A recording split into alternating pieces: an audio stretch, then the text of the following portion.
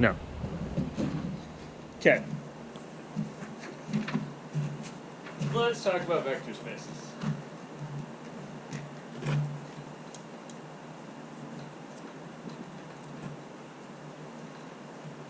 Okay. A vector space, and I suppose I'm making a definition here, is a set of vectors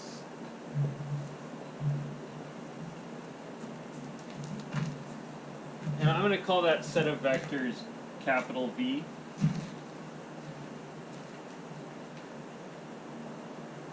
And I guess I'm going to add one little thing here just so I don't run into complications later. So a vector space over R is a set of vectors V with two operations. The two operations are vector addition and scalar multiplication.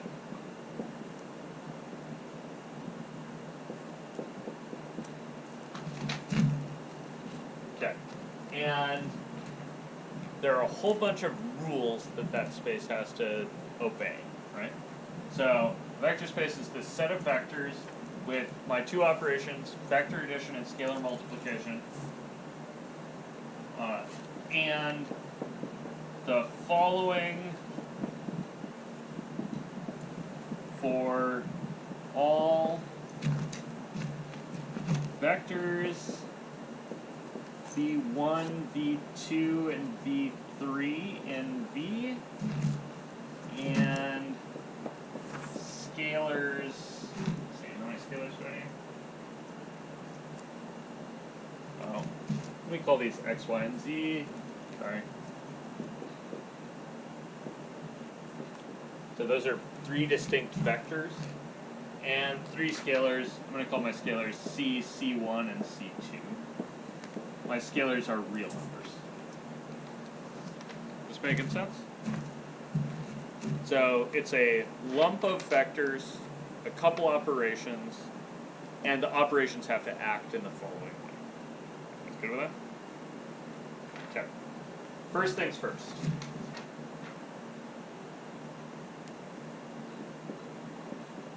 If you add two vectors x and y, you get the same thing as if you add them backwards. And these are also in this vector space V. So if you add two vectors, you get another vector. With me on that? Also going to say that if you take a scalar and multiply it by any vector, that also has to be in V. I'm going to tend to talk about this one as closed. I'm going to say the word closed. With me on that? So I'm going to say something like, the vector space has to be closed under addition and closed under scalar multiplication. With me? Okay. If you add x and y and z, that should give you the same thing as if you add x to y and z. You guys know a name for this property? Yeah, this is associativity of vector addition. So we have closed under the two operations. We have associative vector addition. We're going to get some more things that are kind of similar. So I'm going to put some fancy ass symbols here. No. Does existence unique? Yeah. Oh. Exists uniquely a vector 0. Right, so there's a unique 0 vector, and that thing has the property that if you add it to other vectors, you get the vector you started with. With me on that? So, 1 0 vector. That is important. Can you use something from here to keep track of what's going on? Oh yeah, and wherever En is, you should be keeping track of the 0 vector. if you're watching this video at a later date, your class may have a different version of EN, but there should be someone keeping track of the zero vector. If you don't know who it is, you just, like, yeah, you earned that responsibility just now. Alright, number 4 is, for all our x's, there exists a unique vector minus x with x plus minus x equals 0.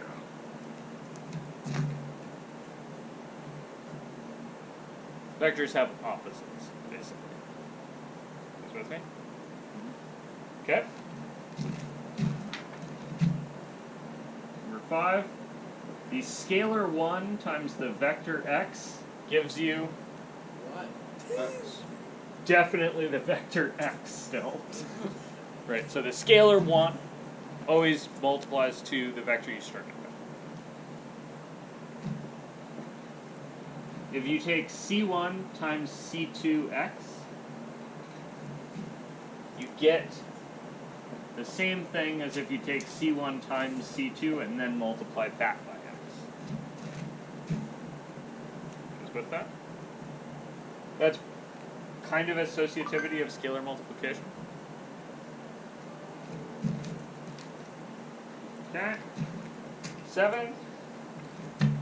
If you have c times a vector x plus a vector y, you should get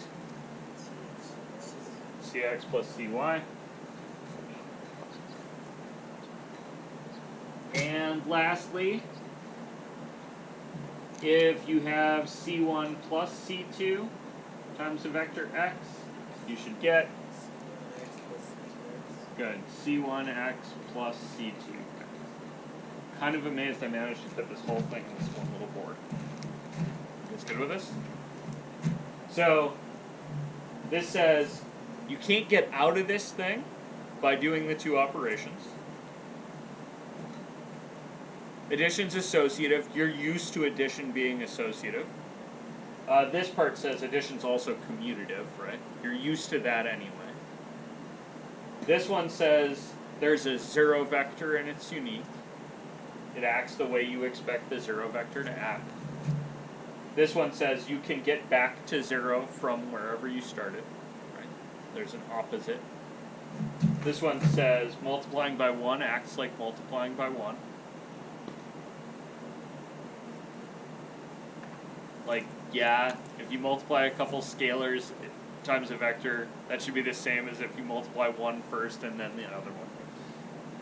This one says you can distribute scalars across vector addition, and this one says you can distribute scalar multiplication across scalar addition. With this? All of this boils down to, yo dude, this acts like real numbers. Right? Like, that's kind of my model. So my model is I'm looking at a vector space, and then my go-to set of examples are going to be all the Rn spaces.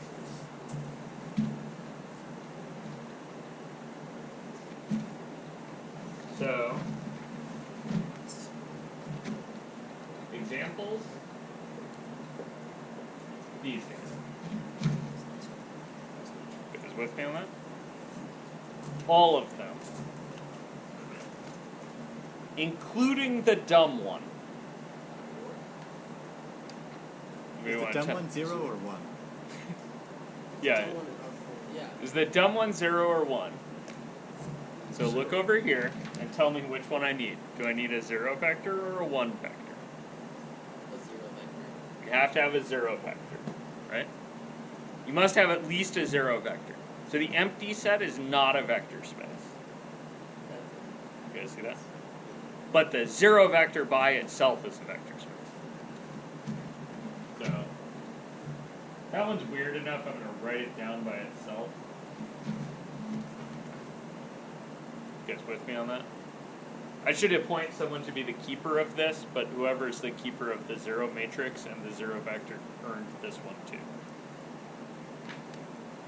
Let's see. Some others I know? You guys got any others? Where is, like where all this works? Yeah, where all this works. Would it be complex? No. The same dimensions. Yeah, so the weird thing is the complex numbers are a vector space over R, but they have more operations. Right? There's more stuff that's true. That doesn't stop them from being a vector space over the real numbers. So would it be RC? I just call it C. Oh.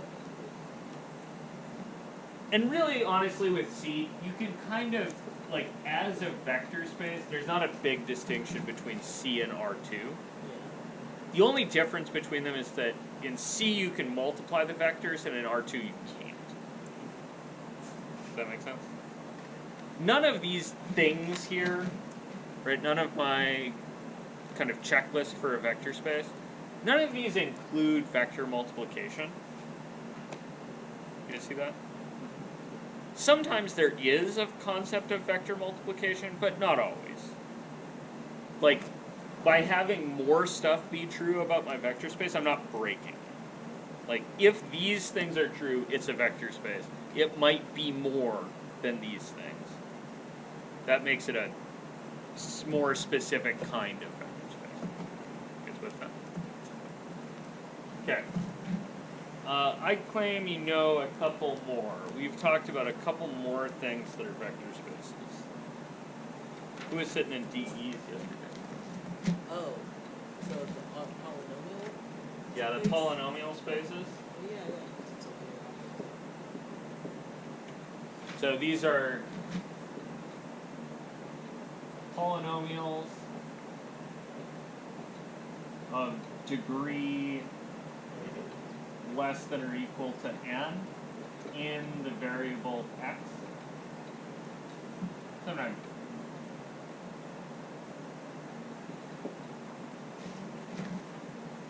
You guys with me on that? Does that make sense?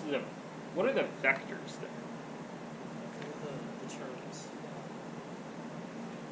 Yeah, I mean, that's kind of the coordinates, right? You guys see that? The vectors themselves are polynomials. So, like, That's what x squared plus 1 is a vector in this space, as long as n is bigger than 2. You guys with me on that? And then we'll talk a little bit about the derivative operator. It maps this to the one below it. But the one below it is included in this in a pretty natural way. So you can write down the matrix that does differentiation on this space. It's kind of fun. Line integrals. What? Line integrals. What about line integral? That's a vector space. What are the vectors? What are the vectors Yeah. of a line integral? Yeah, because line integrals are scalars themselves, right? Yeah. So that's also kind of an interesting example. R, just by itself, right, the one-dimensional real numbers, is in fact a vector space over itself. Most of these are kind of boring because the scalars and the vectors are the same shit. You guys see that? But it still works. Like, you could untangle that here. But functions are a vector space. Yeah. You guys see that? Yeah. Like if I'm talking about, say, Rational vector space. this set of functions that map R to R. Yeah. You guys want to maybe let me go through and check those quick, right? So let's talk about functions from R to R quick. So these are like the functions you do calculus on, right? So I just want to go through and check all of the 8 things for functions mapping R to R, right? So, No, sorry. I was gonna say that's essentially right.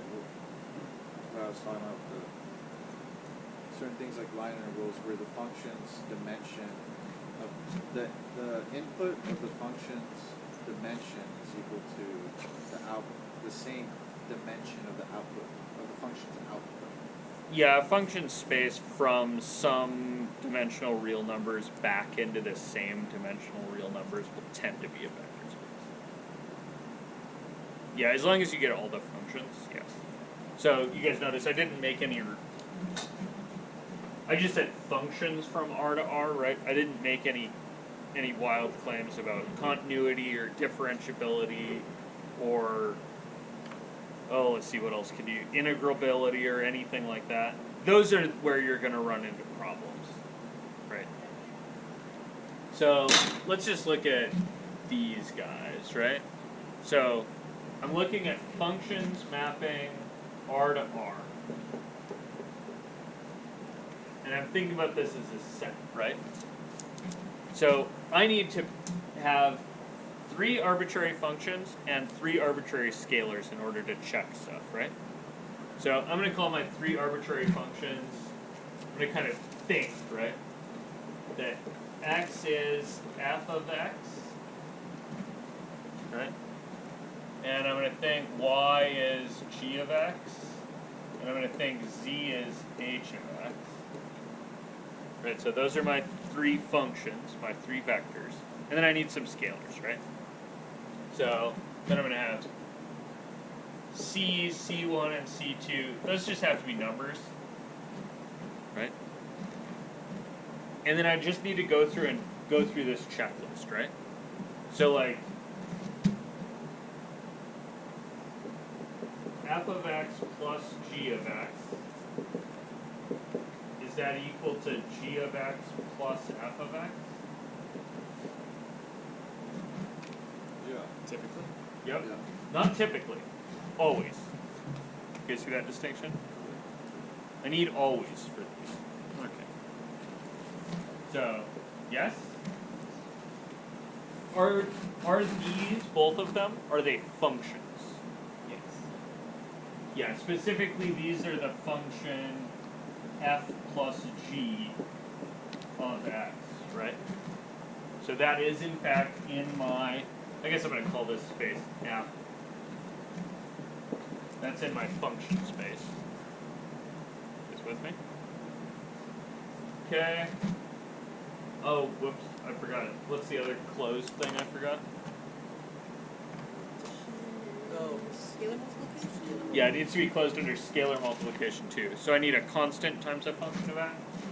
So CF. Yeah, if I multiply a function by a constant, it's still a function.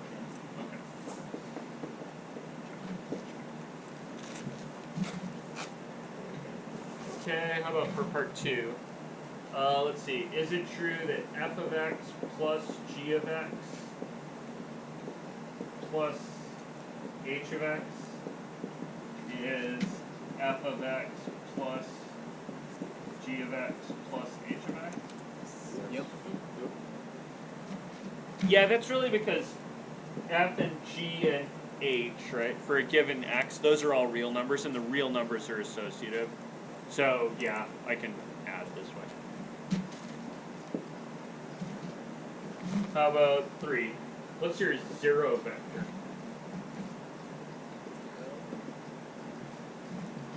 when f or g is equal to 0? Yeah, this is the 0 function, right? 0x. Okay, You guys with me on that? So, this is that, alternatively, you could phrase this as f of x is either 0, right? And this whole thing, right, is the 0 vector. You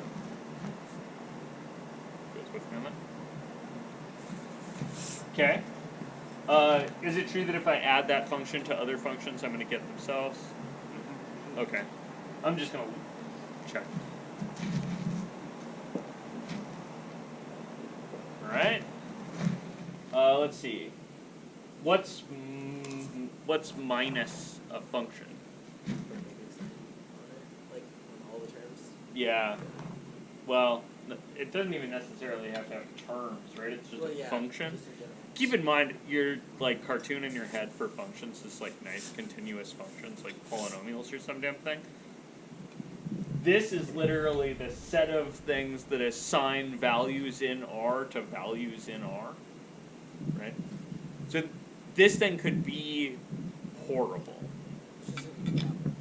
Yeah, it's an input-output machine for all real numbers. It doesn't have to be continuous in any way. In fact, if you pull one of these out of a barrel, right, like if you have your big set F that's like a barrel, if you reach in there and grab one of those things, it's not continuous anywhere. You guys see that? There's a lot more ways for a function to be broken than there are for it to be continuous. So if you're reaching into this thing expecting to come up with a polynomial, there aren't hardly any in there, right? The probability of grabbing a polynomial out of this thing is actually 0. Not impossible, just probability 0. That makes sense. Yeah. I mean, that makes sense when you have infinite numbers. Yeah, exactly. Yeah, when you think of the law of large numbers. I mean, you could go up for infinity or down for infinity and scramble. The law of large numbers is about finite samples, and this thing, any finite sample, Yeah. Yeah, I wouldn't know how to run the probability on that because there's infinitely many possible polynomials and infinitely many possible whatever function you want to throw in. Yeah, so there's a whole theory called measure theory that you deal with, that you build to deal with shit like this, but trust me, this is true. So, this guy, check.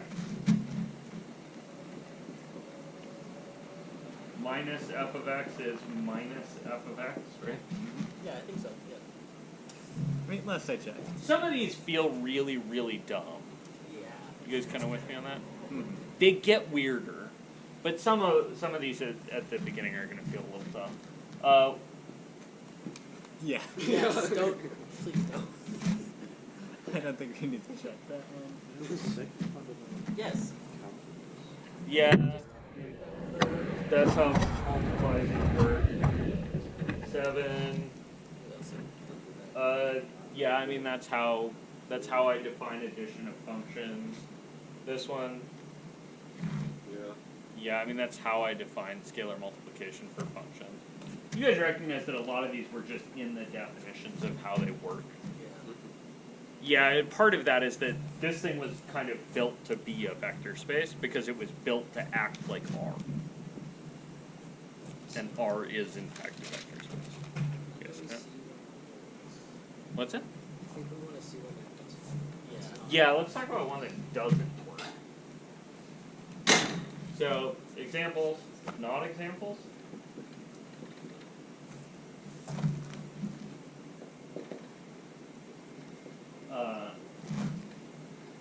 Let me say x is in R with x bigger than or equal to 0.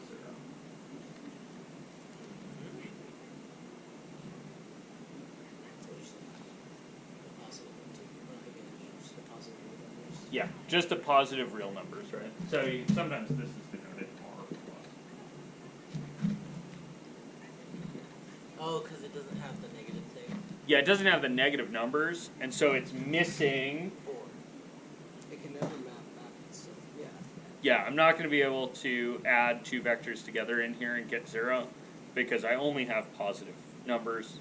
Would that be? Okay, so I'm guessing for Another place that you could notice that this is broken. It's broken right here. It's not closed under scalar multiplication because the negatives are in your scalars. Oh yeah. So if you take -1 times a positive number, you like disappear from the set you're talking about. That's what we mean by it's closed, right? So if this one is not closed, keep in mind that doesn't mean it's open. Sets aren't doors. My question is for R negative. Okay. Is this not example? So if we thought about R minus, right? Yeah. So you get to build this thing because that's not standard notation for some reason. So these are x's in R with. X less than or equal to 0. Oh, okay. So you did include 0. Oh. That's fine. So But that's the not. Yeah, that's the non-standard part of it. These two then aren't complements of one another, which is why this isn't standard notation because we like to keep 0 in this, but like intuitively it should be obvious that r plus and r minus don't overlap. Oh. But then it's not even half a vector space, because it wouldn't include the zero vector. You guys see that?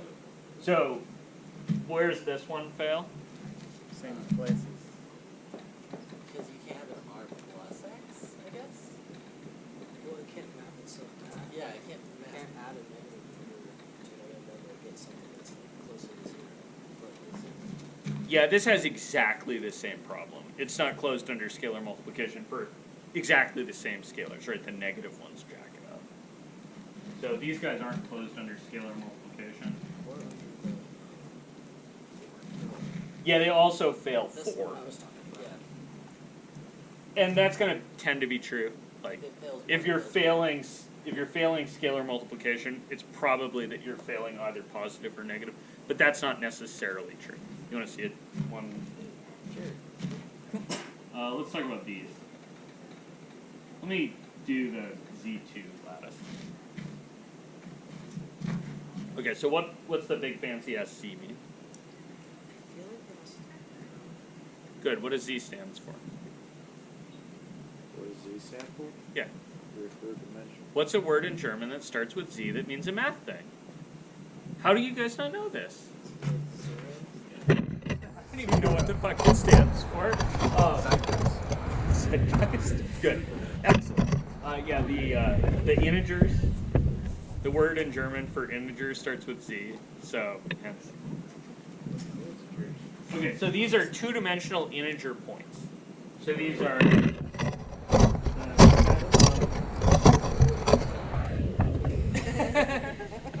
Oh my gosh, she's in the. She's in. Oh, you're so cute, but you're such a pain.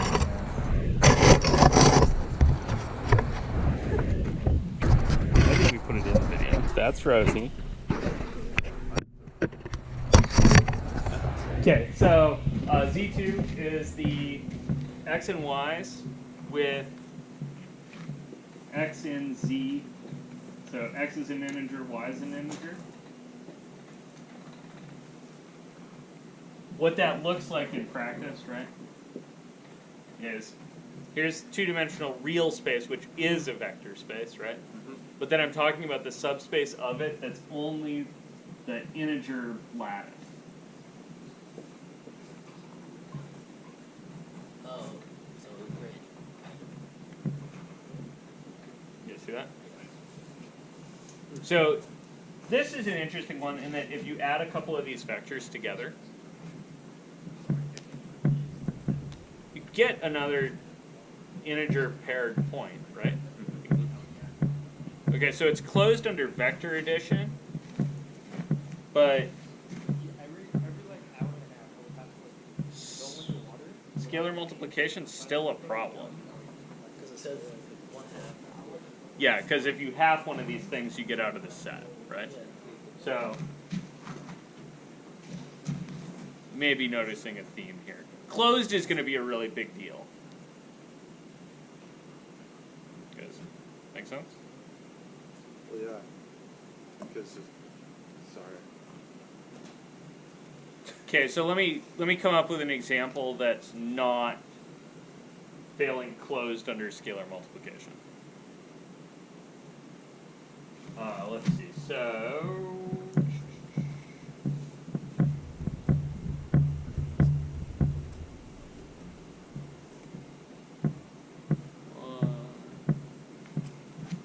I'm going to draw a picture of this one. It's this stuff. Right, the line y equals minus x. And this stuff, the line y equals plus x. You guys see that? So vectors in here are going to be either vectors along y equals x or vectors along y equals minus x. Oh, we multiply something outside of it. Yeah, so if I scale, right? Yeah. If it's parallel to y equals x, then it's still parallel to y equals x. If I scale and it's parallel to y equals minus x, it's still parallel to y equals minus x. But if I go out by that vector and then over by this vector, I fall out of the space that I'm talking about. So it doesn't follow 2? It's not even 2, it's really just, Oh. it's not closed under addition.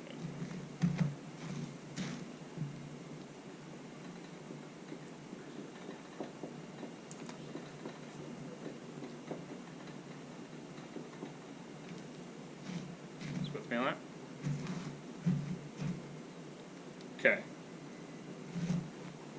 Oh god, this is a long one.